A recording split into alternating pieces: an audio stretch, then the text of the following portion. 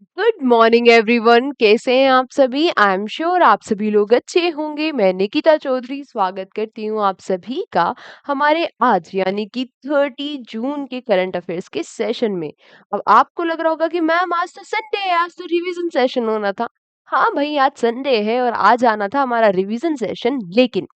लेकिन कल यानी कि 1 जुलाई को आएगी हमारी क्या पूरी मंथली करंट अफेयर्स, पूरे जून की करंट अफेयर्स। इसीलिए सारा रिवीजन कहाँ पे हो जाएगा, कल की क्लास में हो जाएगा। कल सुबह 7 बजे आपको क्या मिलेगी, मंथली करंट अफेयर्स। तो इसीलिए आज की क्लास में हम देखेंगे आज के कुछ इंपॉर्टेंट क्वेश्चन। आज क्या है, संडे है, लेकिन आज का Sunday special session super special होने वाला है, क्योंकि आज संडे के स्पेशल सेशन में हम रिवीजन नहीं करेंगे, हम डेली जैसे क्लास लेते हैं ऐसे ही क्लास लेंगे। तो स्टार्ट करते हैं अपनी क्लास को। और हाँ, एक और चीज जो बहुत ही इंपॉर्टेंट है और जो आप लोगों की क्वेरी डेली आती ही रहती है कि मैम पीडीएफ कहाँ मिलेगी। तो पीडीएफ कहाँ मिलेगी, पीडीएफ मिलेगी हमारे टेलीग्राम चैनल पे। और टेलीग्राम चैनल का नाम क्या है, हमारा एग्जाम जर्नी। एग्जाम जर्नी के नाम से हमारा टेलीग्राम चैनल है। यहाँ पे आपको डेली पीडीएफ यहाँ पे मिल जाती है। और यहीं पे आपको मंथली करंट अफेयर्स की पीडीएफ भी मिलेगी, यानी कि सारी पीडीएफ मतलब आपको यहीं पर मिलती है। ठीक है, कहाँ मिलेगी पीडीएफ, एग्जाम जर्नी के टेलीग्राम चैनल पे। तो स्टार्ट करते हैं हम अपना सुपर स्पेशल संडे सेशन। और हमारा फर्स्ट क्वेश्चन क्या है, which game has been proposed to be conducted in Asian Games by the Indian Olympic Association President PT Usha। एक पहली बात तो यहाँ पर ये ही इम्पोर्टेंट हो जाती है कि जो इंडियन ओलंपिक एसोसिएशन है उसकी प्रेसिडेंट कौन है, पीटी उषा जी है। ठीक है, ये नाम इम्पोर्टेंट हो जाता है, ये भी आपको याद रखना है। फिर क्वेश्चन क्या पूछ रहा है आपसे, क्वेश्चन पूछ रहा है कि अभी कौन से गेम को प्रपोज किया गया है इंक्लूड करने के लिए एशियन गेम्स में।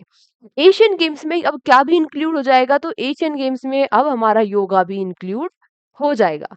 क्या हो जाएगा, हमारा योगा भी इंक्लूड हो जाएगा। ठीक है।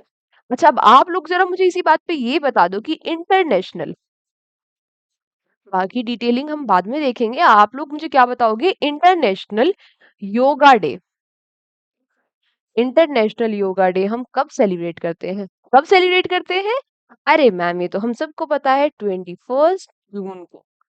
पहली बार कब सेलिब्रेट किया गया था, 2015 में। 2014 में यूनाइटेड नेशंस के द्वारा अप्रूवल मिल गया था। अब आपको इतना सब कुछ पता ही है, तो एक बार फिर थीम भी बता दो कि इस बार योगा डे की थीम क्या थी। तो इस बार योगा डे की थीम क्या थी, योगा डे की थीम थी yoga for self, yoga for self and society, yoga for self and society. ये हो गई योगा से रिलेटेड कुछ इंपॉर्टेंट चीजें। पहली तो क्या ही हो गई कि योगा को इंक्लूड किया जा रहा है एशियन गेम्स में, और ये किसने प्रपोज किया है, ये किया है हमारी इंडियन ओलंपिक कमेटी की प्रेसिडेंट पीटी उषा जी ने। दूसरी बात ये आती है कि योगा की बात आई है, तो एटलीस्ट हमें इंटरनेशनल योगा डे हम कब सेलिब्रेट करते हैं वो पता होना चाहिए। साथ साथ इसकी थीम भी क्या हो जाती है, इंपॉर्टेंट भी हो जाती है।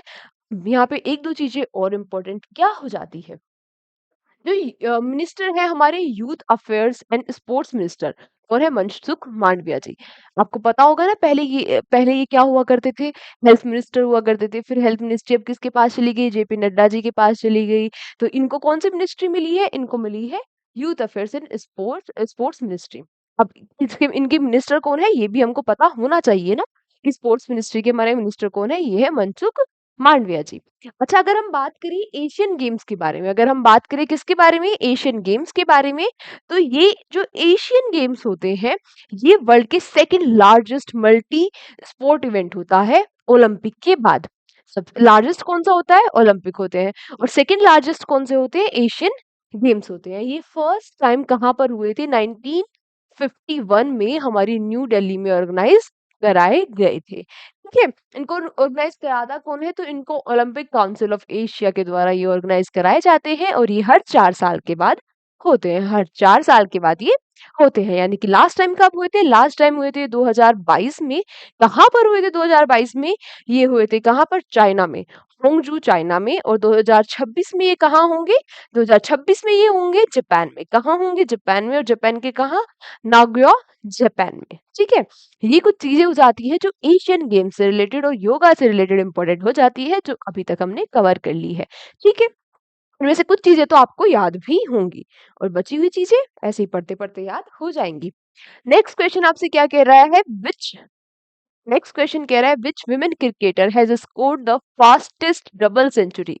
इस विमेन जो क्रिकेटर है उन्होंने फास्टेस्ट डबल सेंचुरी लगा दी है, तो वो कौन है? वो है हमारे भारत की शेफाली वर्मा जी। कौन है? शेफाली वर्मा जी। अभी क्या हो रहा था, वुमेन वुमेन टेस्ट क्रिकेट हो रही है, वुमेन्स टेस्ट क्रिकेट हो रही है। यहाँ पर जो शेफाली वर्मा जी है ये मात्र 20 साल की है, मात्र 20 साल की है। इन्होंने साउथ साउथ अफ्रीका के खिलाफ मात्र 94 बॉल्स में मात्र 94 बॉल्स में 200 रन बना दिए हैं। मात्र 94 बॉल्स में 200 रन बनाकर इन्होंने ये रिकॉर्ड अपने नाम कर लिया है फास्टेस्ट डबल सेंचुरी लगाने का। किसने लगाई है? ये शेफाली वर्मा जी ने लगाई है। ये कितनी, मात्र ये 20 साल की ही है अभी तक, और किसके खिलाफ लगाई है? साउथ अफ्रीका के खिलाफ लगाई है, वुमेन टेस्ट क्रिकेट में लगाई है। इतनी चीजें क्लियर हो गई ना। आते हैं अपने नेक्स्ट क्वेश्चन पे। What is the name of second mountaineering expedition successfully completed by NDRF in Himachal Pradesh? अब मैं ये तो हम बाद में देखेंगे कि कौन सा एक्सपेडिशन था, क्या नाम था इस एक्सपेडिशन का। पहले तो आप हमें एनडीआरएफ के बारे में ही बता दो। तो एनडीआरएफ क्या होता है? एनडीआरएफ होता है नेशनल डिजास्टर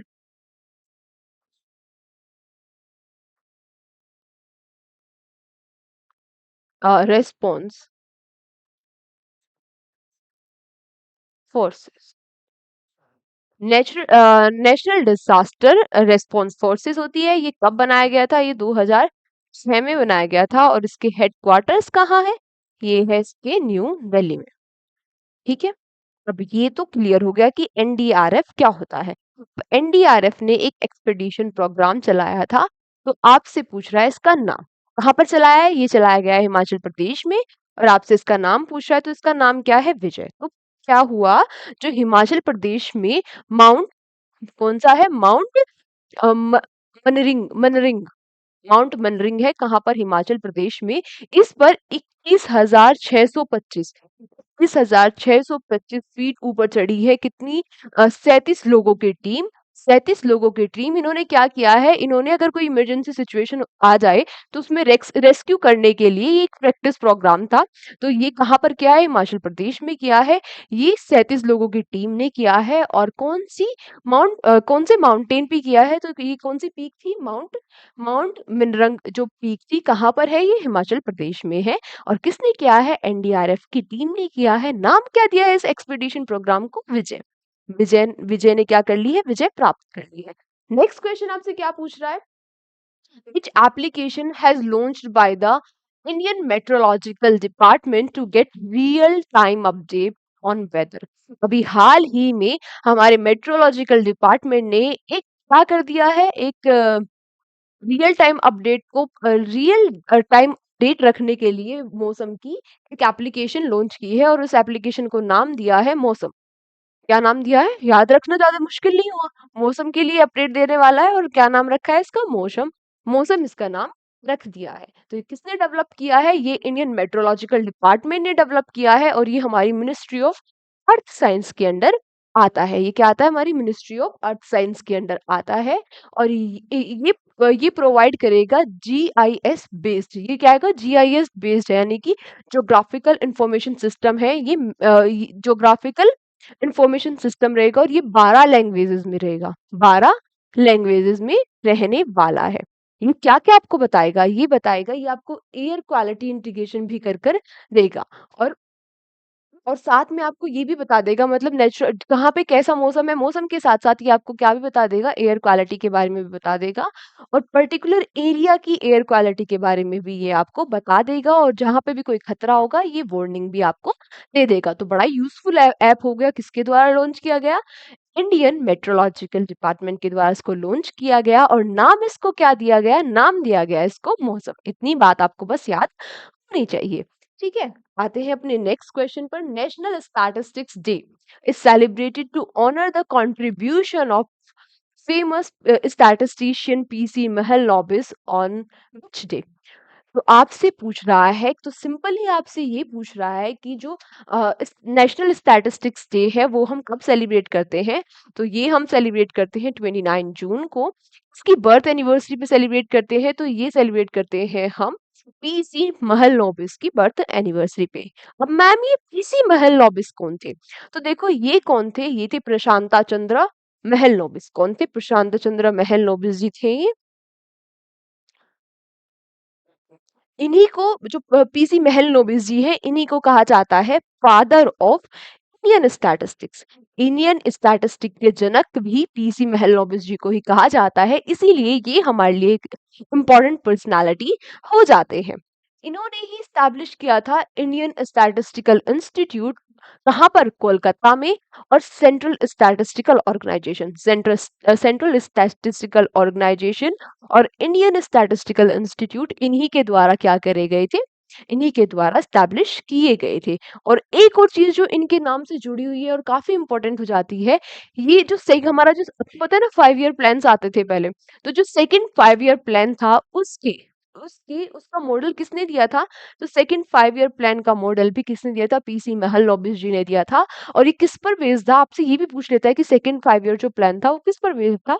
तो वो इंडस्ट्रियलाइजेशन पर बेस्ड था। अब ये इतने इंपॉर्टेंट हो जाते हैं, तो इनका इनके जो जो ये नेशनल स्टैटिस्टिक्स डे इनकी बर्थ एनिवर्सरी पे मनाया जा रहा है वो भी इम्पोर्टेंट हो जाता है। तो फिर उसकी थीम भी इम्पोर्टेंट हो जाती है।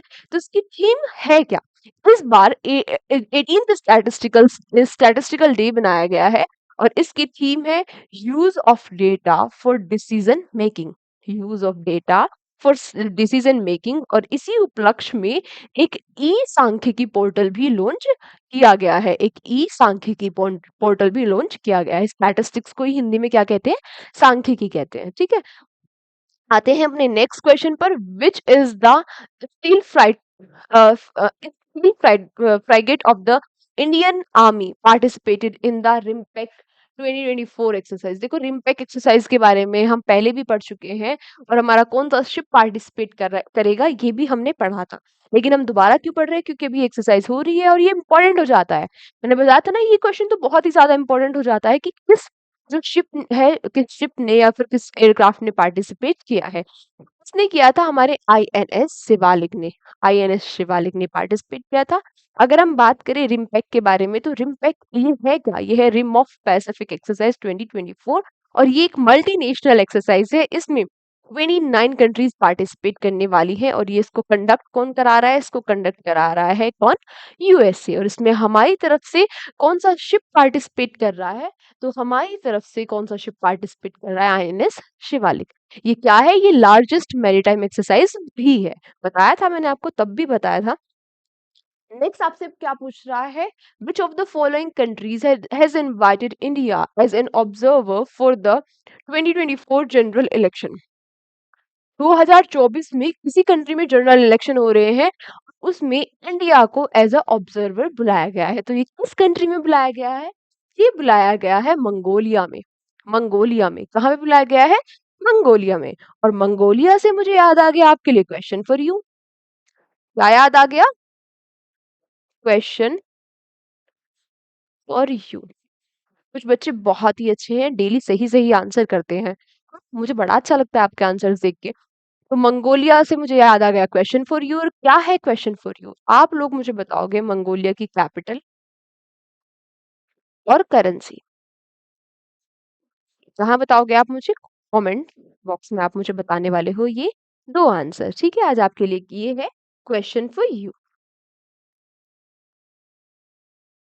अच्छा, ये क्वेश्चन क्या था? क्वेश्चन था कि अभी हमारी कंट्री को जनरल इलेक्शन 2024 में जनरल इलेक्शन होने वाले हैं मंगोलिया में, वहां पे एज ऑब्जर्वर बुलाया गया है। तो हमारी तरफ से कौन जा रहा है? तो इंडिया के डेलीगेशन जो जाएगा इसको लीड करने वाले हैं हमारे chief election commissioner Shri Rajiv Kumar ji. Shri Rajiv Kumar ji. और अगर हम बात करें इलेक्शन कमीशन के बारे में, तो ये हमारे आर्टिकल 324 में आता है। मैंने आपको जब से इलेक्शन चले हैं और अब तक मैंने इलेक्शन कमीशन के बारे में आपको कई बार पढ़ा चुकी हूँ कि जो इलेक्शन कमीशन होती है ये 3 मेंबर बॉडी होती है, जिनमें से एक चीफ इलेक्शन कमीशन होते हैं और 2 इलेक्शन कमीशन होते हैं। अच्छा, हमारे जो फर्स्ट इलेक्शन कमिश्नर थे वो कौन थे? वो थे सुकुमार सेन जी, और अभी प्रेजेंट में तो है ही हमारे राजीव कुमार जी, ठीक है? आते हैं अपने नेक्स्ट क्वेश्चन पर। Which museum will be built in North and the South Block of New Delhi as a part of Central Vista redevelopment project? Central Vista के रीडेवलपमेंट प्रोजेक्ट के अंडर कहाँ जो नॉर्थ और साउथ ब्लॉक है उसमें उसमें museum बनाया जा रहा है, उस म्यूजियम का नाम आपसे पूछ रहा है। तो उस म्यूजियम का नाम क्या है? उसका नाम है युगायुगीन युगायुगीन भारत म्यूजियम। ये युगायुगीन जो भारत म्यूजियम है, ये सेंट्रल विस्टा प्रोजेक्ट के अंडर बनाया जाता है और बनाया जा रहा है। और ये सेंट्रल विस्टा प्रोजेक्ट क्या है? ये सितंबर सितंबर 2019 में सितंबर में इसको किया गया था, लॉन्च किया गया था। और आप सभी लोगों ने देखा होगा जैसे न्यू पार्लियामेंट बनी है, ये सारी चीजें जो अभी बन रही है, कहाँ पर न्यू पार्लियामेंट बन रही है, यहाँ पे जो दिल्ली में इसको 32 किलोमीटर में स्ट्रेच हुआ है ये प्रोग्राम। इसी के अंडर जितने भी दिल्ली में डेवलपमेंट हो रही है, वो सब किसके अंदर अंडर हो रहे हैं? सेंट्रल विस्टा प्रोजेक्ट के अंदर हो रहे हैं। और इसी में दिल्ली के नॉर्थ साउथ ब्लॉक में वर्ल्ड का लार्जेस्ट म्यूजियम भी बनाया जा रहा है, वर्ल्ड का लार्जेस्ट म्यूजियम भी बनाया जा रहा है, जिसका नाम है युगायुगीन भारत म्यूजियम। जिसका नाम क्या है? युगायुगीन भारत म्यूजियम। क्लियर है इतनी चीजें? कब आया था सेंट्रल विस्टा प्रोजेक्ट? ये आया था सितंबर 2019 में। कब आया था? 2019 में। तो आज की क्लास को हम यहीं तक रखते हैं। Thank you so much everyone हमारे साथ सेशन में एंड तक बने रहने के लिए। और कल कल क्या आने वाली है? कल है आप लोगों के लिए एक बहुत ही खतरनाक सा सरप्राइज। सरप्राइज तो मैं पहले ही रिवील कर चुकी हूँ, लेकिन आप उसको एज अ सरप्राइज लेके चलना कि कल सुबह 7 बजे आपको कुछ सरप्राइज मिलने वाला है। क्या मिलेगा? अरे वही मिलेगा ना, बहुत ही उसमें मतलब वो क्लास आप लोगों को जरूर जरूर जरूर अटेंड करनी है। उसमें एक तो आपका पूरा रिवीजन हो जाएगा पूरे मंथ का। और दूसरी मतलब एक बार जो नए बच्चे हैं जिनका बीच में ऐसा हुआ होगा ना, कुछ बच्चे ऐसे हैं कि एक वीक क्लास ली होगी, नहीं ली होगी, या फिर अभी लास्ट वीक से ही स्टार्ट की होगी, हो सकता है कुछ बच्चे आज ही पहली बार क्लास देख रहे हो। तो उनके लिए क्या होने वाला है? उनके लिए पूरे मंथ की करंट अफेयर्स उनको एक क्लास में मिल जाएगी। तो देखो उनके लिए भी फायदा है, और सबसे ज्यादा फायदा किन लोगों के लिए है? जो पूरे महीने से हमारे साथ करंट अफेयर्स पढ़ रहे हैं डेली। अब उनका क्या हो जाने वाला है? रिवीजन हो जाने वाला है। और आप सभी लोगों को पता होगा कि इतनी बड़ी क्लास बनाने में, इतना कंटेंट एक साथ कंसाइज करने में थोड़ी सी ज्यादा मेहनत तो लगती है। तो इसीलिए वो क्लास जरूर देखनी है, वो बहुत ही ज्यादा यूजफुल होने वाली है। और कब आएगी वो क्लास? कल सुबह 7 बजे आपको हमारी पूरी मंथ की क्लास यानी कि जून की मंथली करंट अफेयर्स आपको मिल जाएगी। इसीलिए हम आज की क्लास को यहीं तक रखते हैं। कल के सेशन में, कल के एक स्पेशल सेशन में आपसे फिर से मुलाकात होगी। उसके लिए आपको क्या करना है? अपना ध्यान रखना है, अपनी हेल्थ का ध्यान रखना है, अपने बड़ों को सम्मान देना है, अपने छोटों से प्यार करना है। तो अब आज की क्लास को हम फिर यहीं तक रखते हैं। कल आपसे फिर मिलेंगे। Thank you so much. जय हिंद, जय भारत।